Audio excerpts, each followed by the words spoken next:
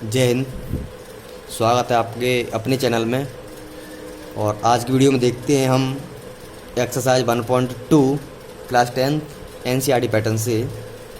तो क्या है क्वेश्चन नंबर फर्स्ट में, जो 1.2 का क्वेश्चन नंबर फर्स्ट है, उसमें क्या लिखा है, क्या पूछ रहा है इस क्वेश्चन में, तो देख लेते हैं। क्वेश्चन नंबर फर्स्ट है, ये 140 लिखा हुआ है। इसमें क्या रहा है ये पहली बात तो, express each number as a product of its prime factors. अब हमें इसके प्राइम फैक्टर्स निकालने हैं।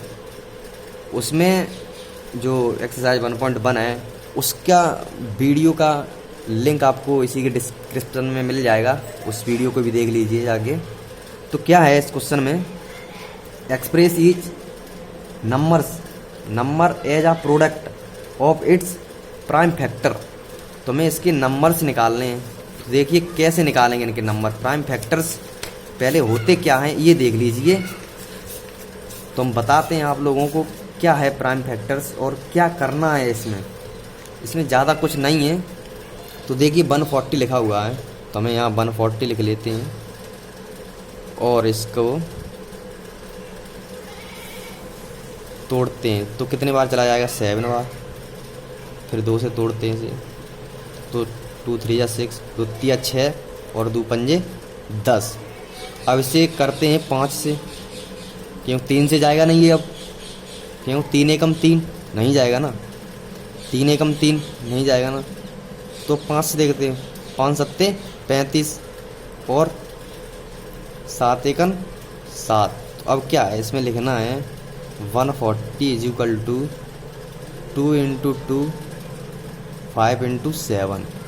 तो इसका जो निष्कर्ष होगा, जैसे 2 ये शब्द हैं तो इनकी एक पावर बन जाएगी। ऐसे करके इस तरह से क्वेश्चन नंबर को हम लिख सकते हैं। यही आपका आंसर होगा। उसके बाद देखते हैं, इसी के बाद देखते हैं अब क्वेश्चन नंबर सेकंड क्या कह रहा है। तो क्वेश्चन नंबर सेकंड कह रहा है 156 लिखी हूँ, तो 156 के फैक्टर्स करते हैं हम। प्राइम फैक्टर्स कहते हैं इनको हम। 2 सत्ते 14 बचा 1, 2 अट्ठे 16, 2 तिये 6 और 2 निम्मा 18। अब इसे 3 से देखते हैं, 3 एकम 3 और 3 तरक का 9, तो लिख देते हैं 13, क्यों 13 आते नहीं। अब देखते हैं 156 इज इक्वल टू 2 इंटू 2 और 3 इंटू 13।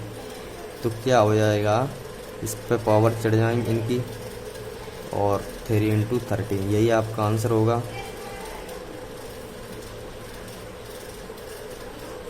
क्वेश्चन के आंसर को ब्रैकेट में ज़रूर बंद करें ताकि हाईलाइट होता रहे क्वेश्चन नंबर। अब इसके बाद देखते हैं क्वेश्चन नंबर थर्ड।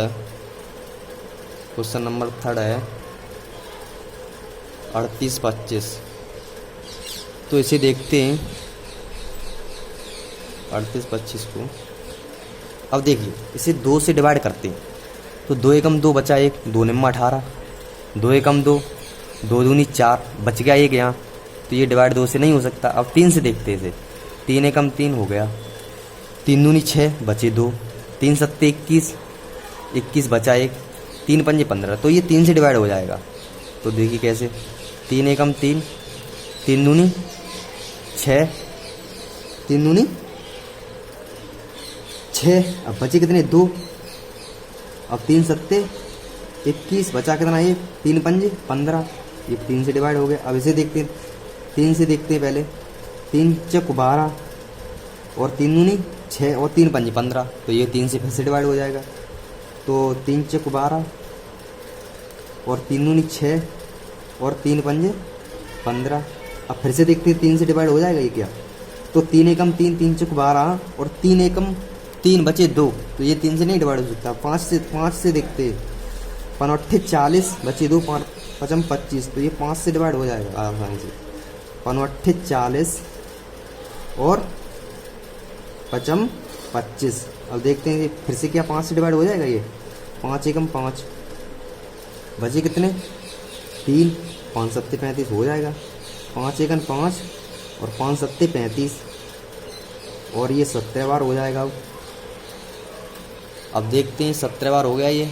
अब इसे लिख दीजिए 38 25 3825 3 × 3 और 5 × 5 × 17। अब इसमें क्या है, इसमें 2 इसके मिल रहे हैं और 2 इसके मिल रहे हैं, तो ऐसे कर दीजिए 2 × 2 × 7।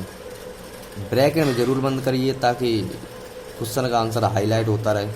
अब क्वेश्चन नंबर देखते हैं फोर्थ। क्वेश्चन नंबर फोर्थ है 5005। तो इसे देखते हैं 5005 है ये। अब ये 5 से डिवाइड हो रहा है क्योंकि इसमें कहीं ना तो 8 आ रहा है ना, कहीं 8 भी नहीं आ रहा है इसमें, तो ये 5 से डिवाइड हो जाएगा। अब 3 से होगा ना, 5 एकम 5 0 0 5 एकम 5। अब देखिए कैसे करें इसे।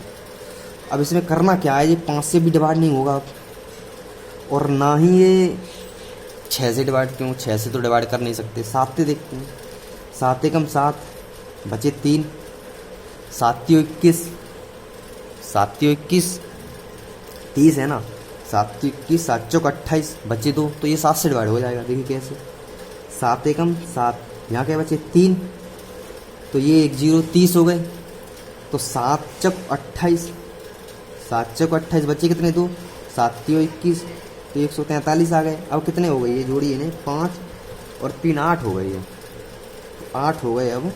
अब देखते हैं इसे 7 से हो जाएगा डिवाइड, 7 दूनी 14 तो 3 बच रहे हैं इसमें। अब 11 से देखते हैं, तो ये 11 से डिवाइड हो जाएगा। 11 एकम 11 बचे 3, 11 3 33। अब इसे 13 से डिवाइड कर दीजिए तो 1 आ गया। अब इसका जो 5005 के एचसीएफ जो प्राइम फैक्टर है वो क्या आ जाएगा, 5 7 11 एंड 13। तो इसमें तो कोई डबल है ही नहीं, तो इसका आंसर यही है।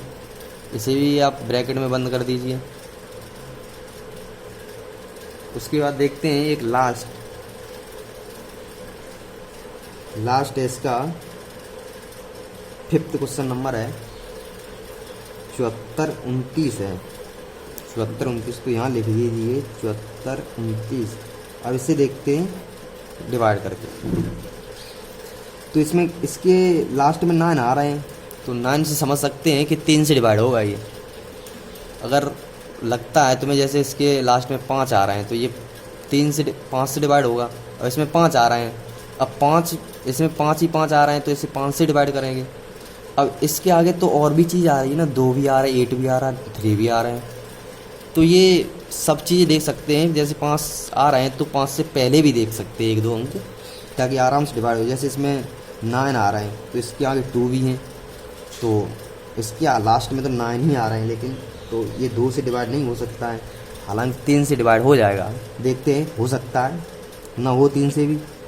3 एकम 3 या 3 दूनी 6 बचा 1, 3 चौक 12 बचे 2, 3 7 21 और यहाँ 19 हो गए, तो ये नहीं हो सकता है 3 से डिवाइड। अब देखते हैं इसे 5 से भी नहीं होगा ये, और ना 6 से होगा ये डिवाइड। 7 से देखते हैं, शायद हो जाए 7 से डिवाइड। देखिए 7 से डिवाइड हमारे हिसाब से तो नहीं होगा, क्योंकि इसे डिवाइड करना होगा तो वैसे हमारे हिसाब से अगर देखा जाए तो इस क्वेश्चन को आप लोगों को करना चाहिए। हालांकि हम आपको बता ही दे रहे हैं इसका क्या क्या करना होगा, जो इसके फैक्टर्स निकलेंगे वो क्या क्या निकलेंगे। पहले आपको करना होगा 17 से एंड फिर 19 से एंड 23 से। तो इस तरह से आपको पहले करना है 17 19 एंड 23, और यही आपका आंसर है। तो मैंने 4 तक तो करा ही दिए, अब एक क्वेश्चन कर लेंगे तो कोई प्रॉब्लम भी नहीं है। इसके बाद देखते हैं कुछ अगला क्वेश्चन। जय हिंद।